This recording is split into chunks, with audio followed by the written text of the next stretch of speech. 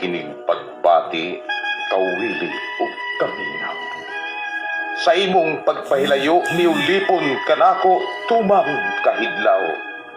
Aron pagtabon sa nagusbat kong balatian, gilaglag talidhay, apan sa hilom ning kasing-kasing nagalindasay ang pagmahay.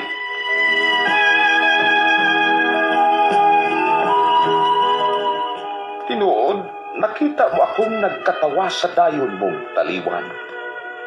Niya na namilit ikaw kanakong may mga luha ang mga mata. Diha sa imong tinanawan, nakita kong kawili daw nangamrot ning dughan.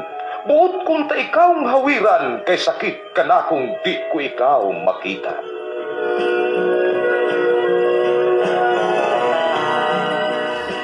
Apan ang nagsuilang pangandoy sa masanag nga kaugmaon. Mihumpay sa kawili ug kamingaw nga kanako mahulgaon.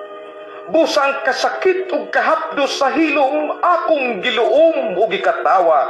Uban ang paglaom nga ugma mubalik ka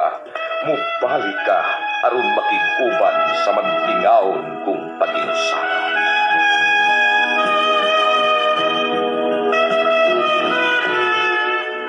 Nagkatawa nga naghilak kining kasing-kasing. Pagbating dili masabot nga miulipon ning kahilagman. Ang kabuntagon na himong madulom nga kagabhion, kay nag-uylap nga kahadlok migisik ning pagbating hamilsik. Kunya, human mulapay ang hawang nga mga adlaw. Diin nag-usara akong nag-itos sa mga luha sa kamingaw.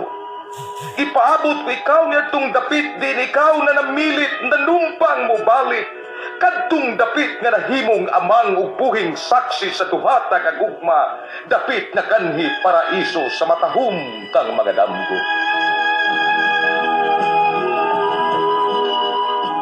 Palua, uwa ka mo abot suma sa imong gisaad kanako. Kapakyas rintunganay sa kamandag mo'y bugti sa akong pagbakho.